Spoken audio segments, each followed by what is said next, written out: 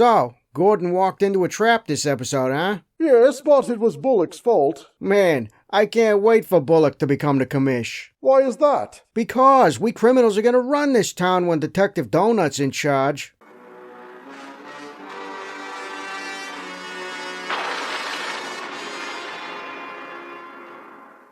Welcome back to another episode of Batman the Animated Recap. Last time, we covered What is Reality, featuring the return of the Riddler. This time, we see Batman wondering if what he's doing is making any difference in Gotham. Season 1, Episode 49 of Batman the Animated Series, I Am the Night. We open on Batman sitting in the Batcave being even more broody than usual.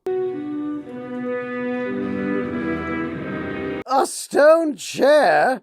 Are you trying to give yourself piles? Not that I mind. God knows we villains could use a few nights free of your interference because you have a hemorrhoid flare-up. I don't get hemorrhoids. Well, technically speaking, everyone has hemorrhoids. You just don't notice them until they get inflamed. Geek. It's the anniversary of his parents' death, and Bruce is getting tired of his war on crime. He feels like he's not having a real impact, which is only made worse when he sees a newspaper article mentioning the Penguin's conviction getting overturned. I was actually okay with that one. Penguin's schemes on this show are always laughable, so he's not really doing any harm on the streets. Batman meets up with Dr. Leslie Tompkins to drop off the roses where his parents died, again expressing his reservations about continuing on as the Dark Knight. Every year I come here, I wonder if it should be the last time. If I should put the past behind me. Nearby, a young man named Wizard, voiced by Seth Green, is being shaken down by a heavyset thug and Sagat from the Street Fighter video games. Batman intervenes, saving Wizard, but one of the thugs lands on the roses for Bruce's parents, causing him to do the following to the ungrateful Wizard. Think there's room in the Mitchell Street mission for one more? Of course. Ugh, kids are the worst. Hey! Except for you. You're tolerable. Psh, thanks. Nearby, Commissioner Gordon, Detective Bullock, and the GCPD are getting ready for a raid. They're waiting for Batman to arrive, but the alley scuffle makes him late, and Gordon's getting pressured by Bullock, so they go in without him, which was a great idea. This was a setup. Batman finally shows up and helps apprehend the target of the raid, a thug called the Jazzman, but Gordon was shot during all the action. Oh my God. Serves him right. Has he never heard of a bulletproof vest? Seriously, the GCPD has the worst cops in the world. Gordon is rushed to the hospital in critical condition. Batman goes there, blaming himself for what happened. Barbara is also there and doesn't blame Batman, but Bullock does. How come you didn't tell us this was a setup? I didn't know. In my book, that makes you just as responsible for him being here as the Jazzman. He's projecting. He blames himself since he was the one pushing for Gordon to go in instead of waiting, but he's putting the blame on Batman to protect his own fragile ego. I think you're right, but Batman didn't see it that way. Bruce heads back to the Batcave and, in a fit of rage, destroys his lab equipment.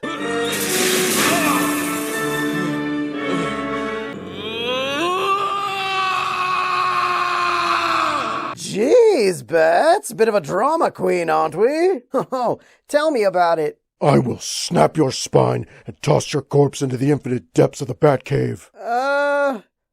On second thought, I don't think he's dramatic at all. Wuss. The Jazzman gets sent to Stonegate Prison to await trial. A fellow inmate tells him that he can get him out of prison and out of Gotham, but the Jazzman wants to make sure Gordon is dead first. Oh, just another example of why we villains never get away with it. He has an opportunity to escape Gotham, scot-free, but he can't give up his revenge.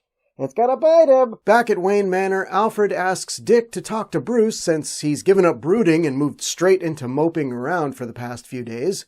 Gordon's situation is hitting very close to home for Bruce because Gordon is the same age Bruce's father would have been were he still alive.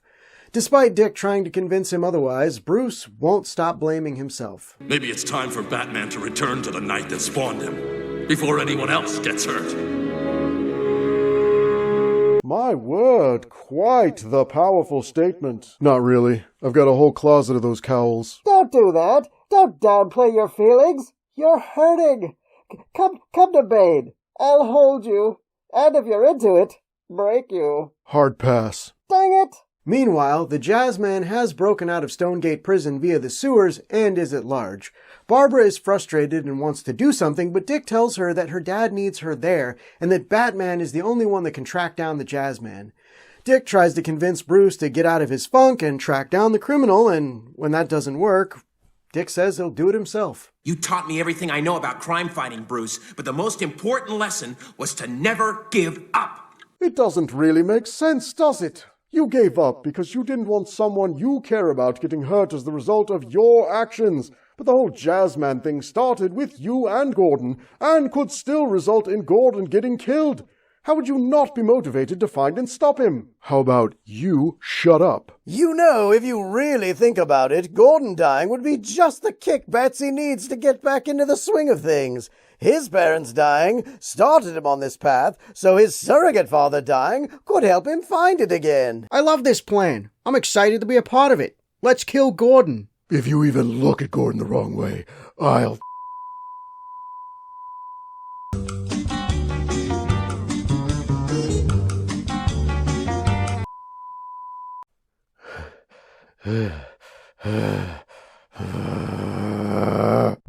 You gonna let him talk to me like that?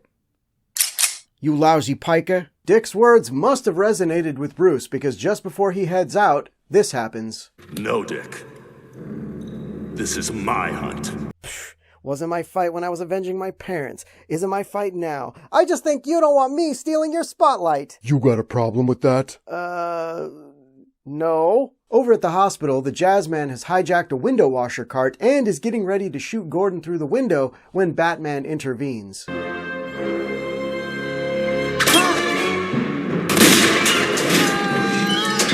The Jazzman makes it into the room and gets another gun from a guard. He's about to shoot Gordon, but Barbara shields her father, and Batman throws a bat shuriken into the gun's barrel, resulting in... You know, if you had brought Robin with you, it probably wouldn't have been such a close call. True, but, well, you see, the thing is, what in the world can that be? What? Where? I gotta stop falling for that. Bullock shows up to arrest the Jazzman just as Gordon wakes up. Gordon says he wishes he could be more like Batman and be a hero, to which Bruce replies, You are a hero, Jim. Betsy, were you about to cry? No, he was definitely going to cry. I was not. I was fighting back a sneeze. It's okay to cry, you know. You can't keep all that stuff bottled up inside. Let it out. Yeah, this is a safe space. Thank you. I've been so sad for so long, just always pushing it down and replacing it with rage.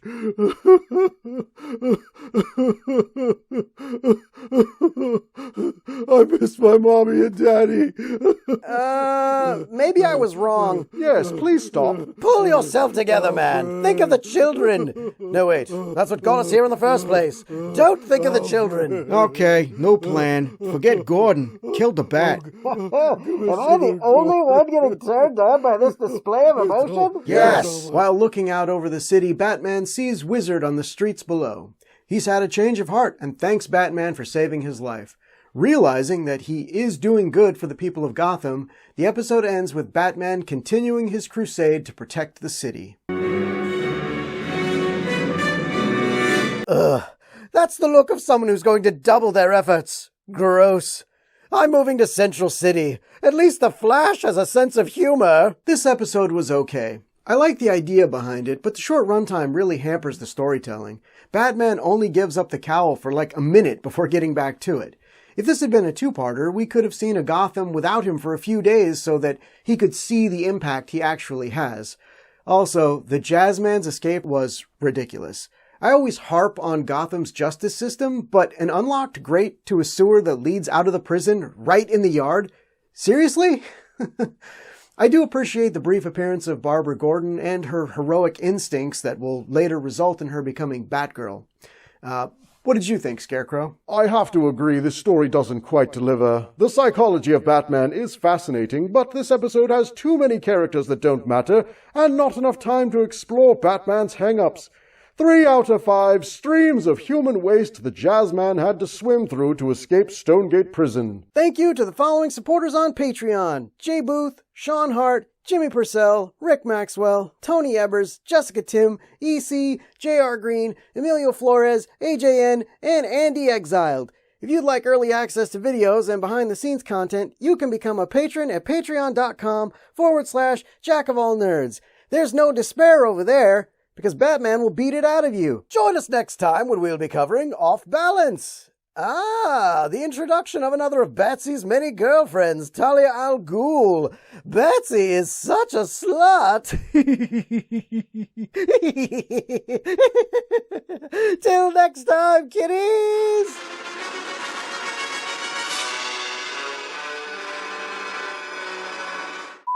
Batsy, have you ever really considered retiring? I'm asking for a friend. I can't retire with you all walking the streets. Oh, come on, there must be something you'd like to do other than fight crime. He does like to play dress-up. Maybe he got bit by the acting bug. Acting? I mean, sure, I've thought about it. Putting the darkness aside and doing something fun. Hey, give us a scene! No, I couldn't. I don't have anything prepared. Come on! Well, okay. To be or not to be, that is the question. Whether it is nobler in the mind to suffer the slings and arrows of outrageous fortune, which I do have, by the way, or to take arms against a sea of troubles, and by opposing, end them. You want to do something fun, and your go-to is Shakespeare's most depressing work? I hate to say this, but you should stick to crime fighting. Hey, thanks for watching, everyone. If you enjoyed the video, don't be a plain hot dog. Give it a like, share, and subscribe. People who don't really cheese me off. So just do it, or I'll guaca your mole, if you know what I'm talking about.